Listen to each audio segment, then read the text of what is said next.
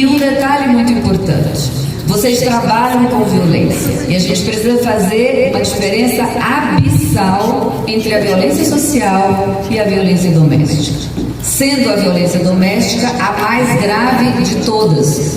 Vamos dar um exemplo simples. Se eu saio da palestra aqui e vou até a rua e um estranho no meio da rua olha para mim e diz assim: nossa, como você é horrorosa e burra, eu vou olhar para ele, eu posso ter a minha honra atingida, mas a depender do que eu veja, não é necessário me responder. Mas se é o meu namorado que está dizendo assim: olha, você não é tão inteligente quanto você se acha, olha só, me arrumei para ir para a palestra hoje, o que você acha? Tá bonitinha. Tá? E isso é repetido reiteradamente, eu tenho o mesmo crime, injúria, com duas possibilidades de lesão de bens completamente diferentes. Na violência social, a injúria lesa a honra. Na violência doméstica, a injúria lesa a saúde. E se lesa a saúde, eu tenho lesão corporal. 129 do Código de Processo Penal. Eu tenho algo muito mais gravoso. Então, quando eu vou minando a autoestima, a identidade, a existência de uma mulher, e nós somos mais da metade da população, e vocês são 20% dessa corporação. Então, a gente tem algo aqui importante para lidar. Tá? Assim como nós temos uma diferença muito grande em relação aos agressores.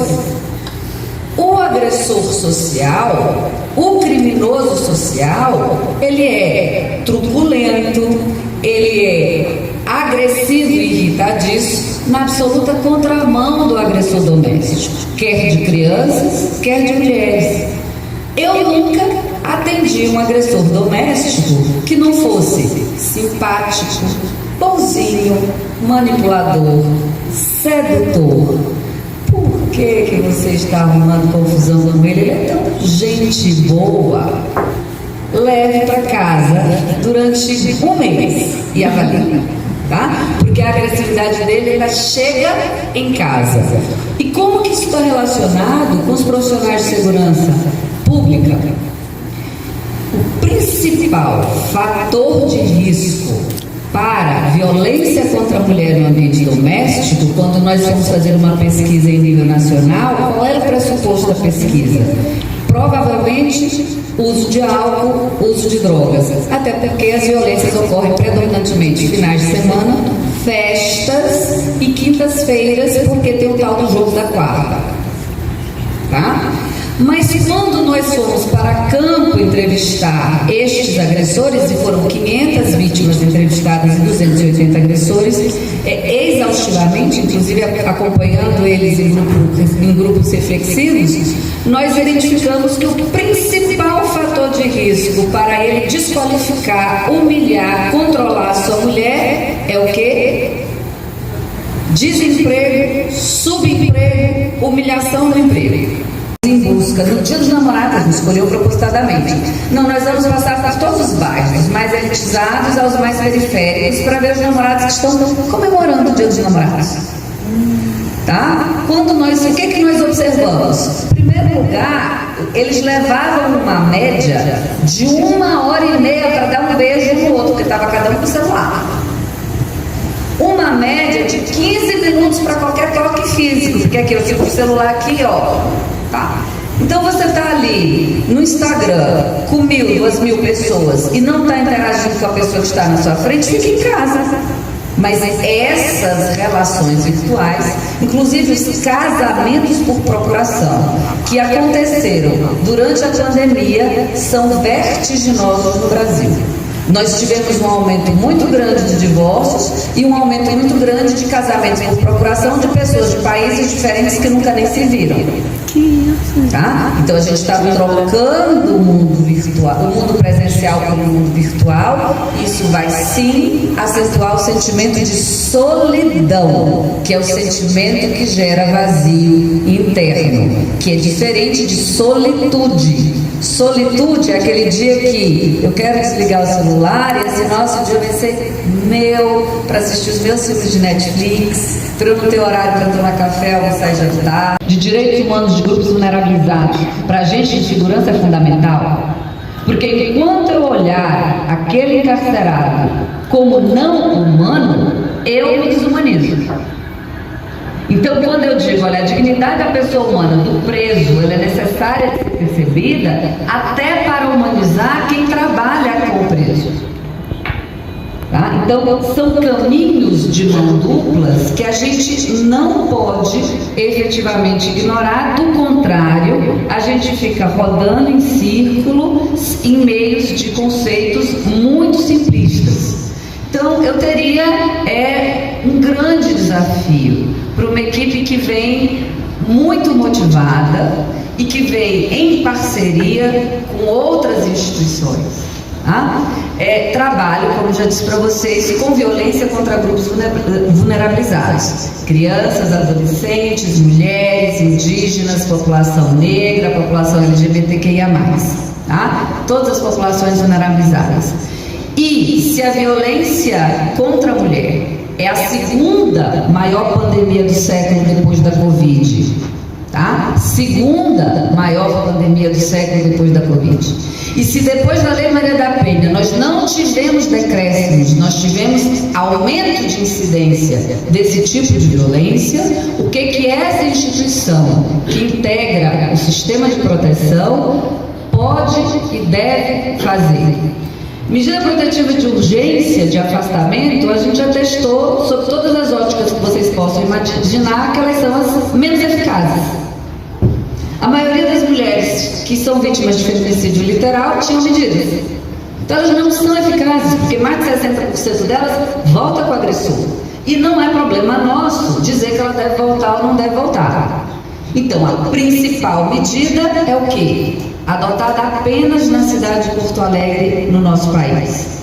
Grupos reflexivos de masculinidade para feminicidas ou presos que tenham descumprido medida protetiva de urgência.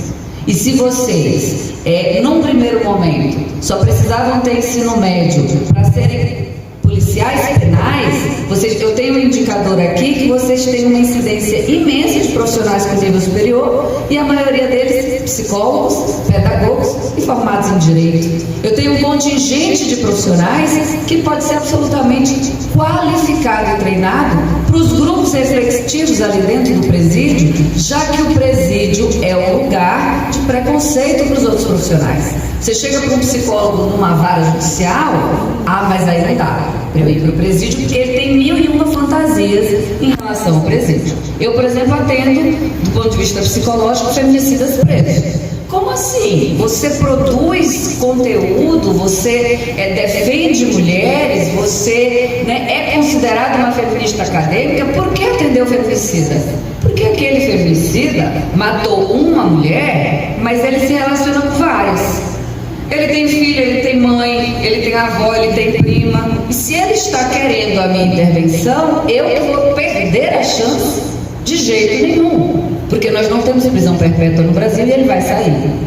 E ele vai sair do mesmíssimo jeito, se nós não tivermos alguma intervenção. Mas se o feminicídio pode ser classificado assim, nós já temos artigos científicos demonstrando isso. A gente tem um grupo de pesquisa de 30 pesquisadores, de várias instituições nacionais e internacionais, e uma das questões que a gente diz é assim, olha só, o feminicídio, ele não é apenas a morte literal, tá? Eu tenho 3 tipos de feminicídio. Eu posso ter a morte literal, e aí ela não está sofrendo mais, morreu, acabou o sofrimento. O sofrimento é para quem fica, tá? Eu tenho a morte virtual, porque todos nós aqui temos 2 vidas, uma presencial e uma virtual. Se eu retirar, eu digo assim, vamos retirar os celulares de vocês 48 horas? Morreu.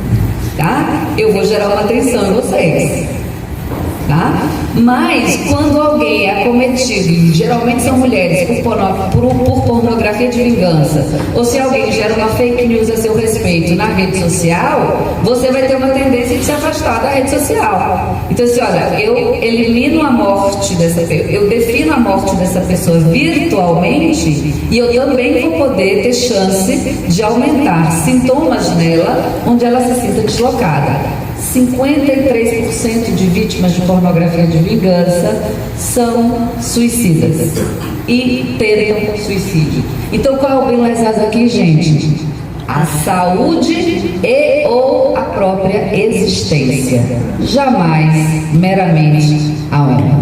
Homens e mulheres, vamos discutir as relações afeto-sexuais e educação de filhos. São medidas absolutamente necessárias nessas discussões em grupo para prevenir exposições efetivas de saúde mental. Porque volto a insistir, o que é da ordem do psicológico para a nossa desgraça não evapora. Tá? A gente só empurra para debaixo do tapete, mas vai ficar ali. E em algum momento vai emergir e vai atacar 3 sistemas: psico, neuro e imunológico. Se eu ataco o sistema neurológico, eu altero a bioquímica e a fisiologia do corpo. Se eu ataco o sistema imune, você está infinitamente mais vulnerável, quer para uma recuperação de cirurgia, quer para ser acometido de qualquer tipo de infecção. Então, introduzir em grupos, discussões em grupos, de violação de direitos humanos, de grupos vulnerabilizados, é absolutamente importante para se resgatar o que o profissional de segurança perde no seu dia a dia, que está em contato com a violência escancarada, com as agressões dos mais diversos tipos o tempo inteiro. E se ele é humano, ele precisa ter um espaço para fazer esse tipo de reflexão. Violência familiar precisa ganhar o status que tem. Violação de direitos humanos é o mais alto status de gravidade de um crime. Mas a gente não pode mais raciocinar com a lógica da lei dos juizados especiais, a 9.099, e na prática a gente continua. Não é nosso tema hoje, mas já me voluntario em qualquer outro momento que se fizer importante, para a gente mostrar as principais conclusões que nós chegamos analisando de capa contra capa. 18 mil processos envolvendo violência contra a mulher e separando as peças processuais em gênero, por gênero. Então observem a boa notícia para os homens aqui presentes. Tá? As mulheres costumam dizer que são melhores atendidas por mulheres. Não foi isso que a pesquisa mostrou. A pesquisa mostrou que em peças da Defensoria, da Advocacia, do Ministério Público e da Magistratura assinadas por homens, nós temos 3 vezes menos afirmações machistas. Por que a primeira? Porque nós, mulheres, não conseguimos ainda exercer e significar a palavra sororidade. Nós somos muito mais cruéis com outras mulheres quando nós julgamos outras mulheres do que homens. Se de repente entra aqui uma mulher de cabelo azul, um top, uma microsaia, um salto alto, nós todas aqui vamos tender a fazer o quê? Quem é essa? Tá? E por que isso incomoda a gente? Porque ela é mais livre do que eu. Eu não tenho coragem de vir com cabelo azul, uma microsaia e um top para dar uma palestra. Porque eu estou enquadrada dentro do que a limitação social me permite vestir. Então, quando a gente vê alguém, especialmente mulheres trans, que são mais ousadas e mais livres, a gente tem que criticar.